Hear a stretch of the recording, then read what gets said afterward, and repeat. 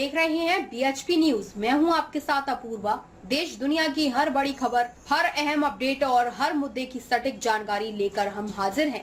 आइए शुरू करते हैं आज की प्रमुख खबरें। गुजरात के मुख्यमंत्री भूपेंद्र पटेल ने गांधीनगर में राष्ट्रीय पल्स पोलियो दिवस के अवसर पर आयोजित पोलियो टीकाकरण कार्यक्रम में भाग लिया। इस दौरान उन्होंने बच्चों को पोलियो की खुराक पिलाई और राज्य में 100% टीकाकरण सुनिश्चित करने का संदेश दिया।